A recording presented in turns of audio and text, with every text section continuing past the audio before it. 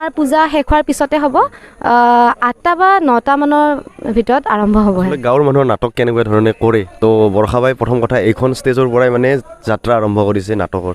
তো বহুত বেছি ভাল লাগিব, আমিও চাব আহিম আৰু আপোনালোকে আহক, সকলোৱে আহক, ছাপোৰ্ট কৰক এই গাঁওখনৰ যিখিনি কলা কৌশলী আছে। লগতে তেওঁলোকে যে গোটেই গাঁওখনৰ মানুহ গোটেইখিনিয়ে লগ হৈ এই নাটকখন কৰিছে।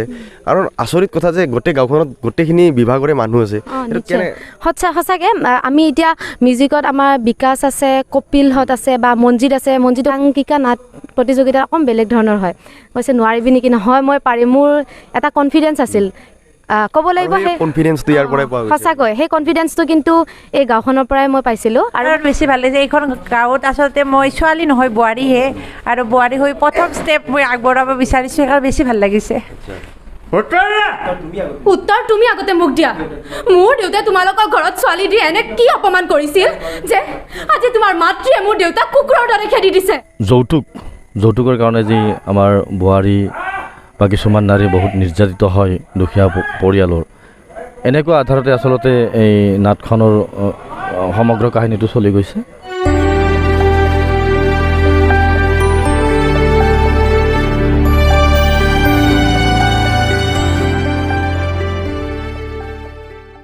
নমস্কাৰ, ওৱান ষ্টাৰলৈ সকলোকে স্বাগতম জনাইছোঁ। আৰু আজি মই আহি উপস্থিত হৈছোঁ আপোনাৰ কটগুচি গাঁৱত। আৰু এই গাঁৱত আজি অহাকালি লক্ষী পূজাৰ দিনা সুন্দৰকৈ নাটক আয়োজন কৰিছে এওঁলোকে। তো তেওঁলোকৰ পৰা জানিম যে তেওঁলোকে কি উদ্দেশ্যে নাটক আয়োজন কৰিছে, নাটকখন কিহৰ আধাৰত মানে। নমস্কাৰ, এই নাটকখন হৈছে আচলতে এখন সম্পূৰ্ণ সামাজিক নাটক। ধনিক শ্ৰেণীৰ দুখীয়াৰ ওপৰত যিটো আমাৰ লাঞ্ছনা, বঞ্চনা, অত্যাচাৰ আৰু যৌতুকৰ কাৰণে যি আমাৰ বোৱাৰী বা কিছুমান নাৰী বহুত নিৰ্যাতিত হয় দুখীয়া পৰিয়ালৰ, এনেকুৱা আধাৰতে আচলতে এই নাটখনৰ সমগ্ৰ কাহিনীটো চলি গৈছে।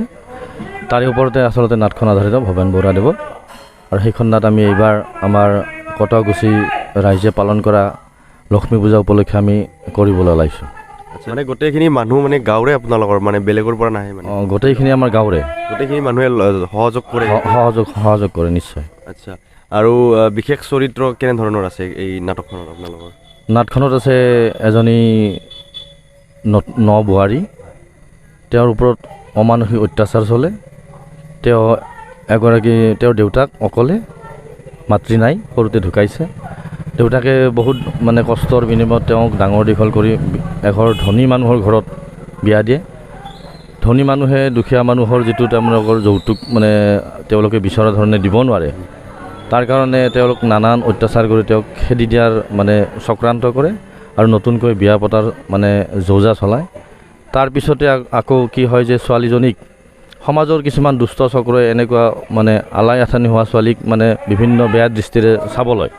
তাৰ মাজতে কিছুমান আৰু এনেকুৱা মানে আমাৰ সমাজত এনেকুৱা চৰিত্ৰৰ মানুহ আছে যিবিলাকে আচলতে এই মানে সমাজত প্ৰচলিত বঞ্চনা, অত্যাচাৰৰ পৰা মানুহক উদ্ধাৰ কৰাৰ চেষ্টা কৰে।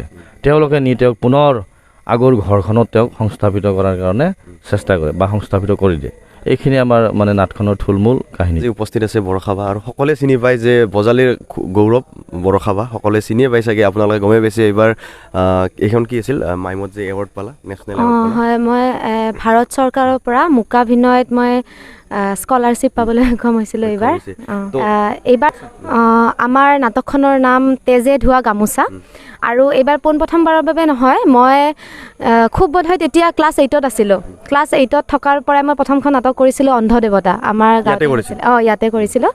আৰু গৌৰৱেৰে কওঁ, এই মঞ্চখনৰ পৰা, এই গাঁৱৰ মঞ্চখনৰ পৰাই মোৰ সেই যাত্ৰা আৰম্ভ হৈছিলে। আৰু মই তাৰপিছতে বজালী মহাবিদ্যালয়ৰ পৰা মই যুৱ মহোৎসৱত মই অংশগ্ৰহণ কৰিছিলোঁ। আৰু তেতিয়া মই তাৰ পৰা প্ৰথমতে মই নাটকৰ কাৰণে ছিলেক্ট হৈছিলোঁ।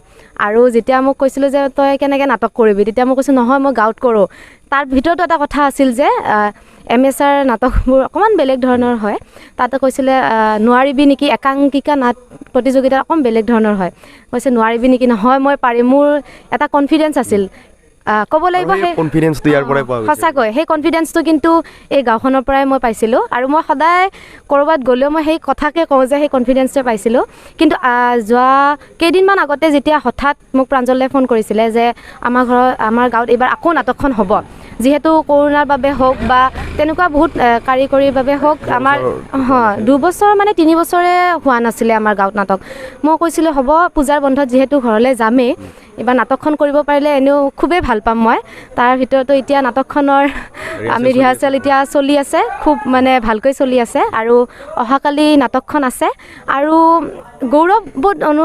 গৌৰৱবোধ কৰিছোঁ যে আমাৰ গোটেই গাঁৱৰে ল'ৰা ছোৱালীখিনিয়ে বা ডাঙৰ জ্যেষ্ঠসকলে মিলি পেলাই এই নাটকখন কৰিছোঁ আমি মিউজিকৰ পৰাই আৰম্ভ কৰি হওক গোটেইখিনি কাৰিকৰী দিশতো অকল আমাৰ গাঁৱৰ মানুহখিনিয়ে এই নাটকখনত খুব সুন্দৰভাৱে কাম কৰিছে তাৰ বাবে মই নিশ্চয় গৌৰৱ অনুভৱ কৰোঁ আৰু এনেকৈ লক্ষ্মী পূজাৰ সময়ত গোটেই গাঁৱৰ মানুহখিনিয়ে মিলি পেলাই নিজৰ প্ৰতিভাখিনি দেখুৱায় এই মঞ্চখনত আৰু অহাকালি আমাৰ নাটক আছে আৰু এই চেগতে কওঁ সকলোৱে আহক নাটকখন চাওক আমি যিহেতু বজালীবাসীত আমাৰ থিয়েটাৰ আছে সকলোৱে নাটক ভাল পায় বজালীবাসীয়ে নাটক ভাল পায় আৰু আহক আমি গাঁৱৰ মানুহখিনিয়েনো কেনেকৈ নাটক কৰিছে আপুনিও এবাৰ চাই যাওকহি নিশ্চয় মই কৈছোঁ নিশ্চয় ভাল পাবহি সময়টো জনাবা সময় আমাৰ পূজা শেষ হোৱাৰ পিছতে হ'ব 8টা বা 9টা মানৰ ভিতৰত আৰম্ভ হ'ব গাঁৱৰ মানুহৰ নাটক কেনেকুৱা ধৰণে কৰে তো বৰষাবাই প্ৰথম কথা এইখন ষ্টেজৰ পৰাই মানে যাত্ৰা আৰম্ভ কৰিছে নাটকৰ তো বহুত বেছি ভাল লাগিব আমিও চাব আহিম আৰু আপোনালোকে আহক সকলোৱে আহক ছাপোৰ্ট কৰক এই গাঁওখনৰ যিখিনি কলা কৌশলী আছে লগতে তেওঁলোকে যে গোটেই গাঁওখনৰ মানুহ গোটেইখিনিয়ে লগ হৈ এই নাটকখন কৰিছে আৰু আচৰিত কথা যে গোটেই গাঁওখনত গোটেইখিনি বিভাগৰে মানুহ আছে সঁচাকৈ আমি এতিয়া মিউজিকত আমাৰ বিকাশ আছে কপিলহঁত আছে বা মঞ্জিত আছে মঞ্জিতো খুব ধুনীয়া বাঁহী বজায় বা আমাৰ গাঁৱৰে বিকাশে সি বাকী স্ক্ৰিনিঙৰ কামৰ পৰা আৰম্ভ কৰি সি কেমেৰাৰ কামখিনিও সিয়ে দায়িত্বত লৈছে বাকী মিউজিকৰ পৰা আৰম্ভ হওক আৰু আমাৰ ইয়াত চবতকৈ ডাঙৰ কথা ডাইৰেক্টৰ তেনেকৈ নাই বাহিৰৰ পৰা ডাইৰেকশ্যন কৰা নাই আমাৰ সঞ্জয় দা আছে সঞ্জয় দাই ডাইৰেকশ্যনখিনি অকণমান চাই দিয়ে আৰু নিজেই নিজৰখিনি আমি মানে কৰিবলৈ চেষ্টা কৰোঁ আচলতে কটৰগুচি গাঁওখন আচলতে প্ৰতিভাশীল গাঁও নিশ্চয় গোটেইখিনি মানুহে ইয়াতে লগ হৈ এইখন নাটক আৰম্ভ কৰিছে বাকী ক'ৰ পৰাই অহা নাই মানে এজনো লোক নাই আমাৰ অকল আমাৰ কটৰগুচি গাঁৱৰ পৰাই আছে গোটেইখিনি বিভাগতে আমাৰ মঞ্চৰ পৰা হওক বাকী যিখিনি কাৰিকৰী দিশত টেণ্ট হাউচৰ পৰা হওক গোটেই কাৰিকৰী দিশৰে পৰা আৰম্ভ কৰি কলা কুশলীসকল হওক গোটেইখিনি আমাৰ মানে গাঁৱৰে মানে মানুহ গোটেইখিনিয়ে মিলি পেলাই গাঁৱত নাটকখন কৰে ধন্যবাদ আৰু আপোনালোকক দেখাই আছোঁ এতিয়া আখৰা গৃহৰ কিছু এওঁলোকৰ যিখিনি প্ৰেক্টিচ কৰি আছে গোটেইখিনি দেখাই আছোঁ আৰু এতিয়া আমি আপোনালোকক দেখাবলৈ ওলাইছোঁ এই নাটকখনৰ এটা সংলাপ ব্লক বাৰু চাওক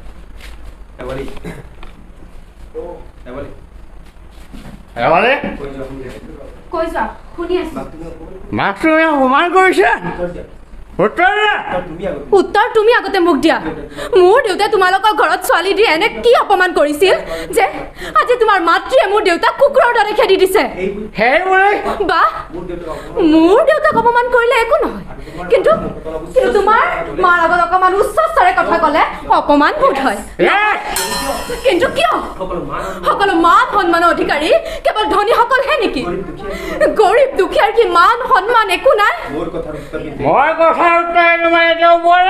কি উত্তৰ দিম তোমাক তোমাৰ দৰে এনে চৰিত্ৰহীন মাতাল স্বামীক উত্তৰ দিয়াৰ ইচ্ছা মোৰ নাই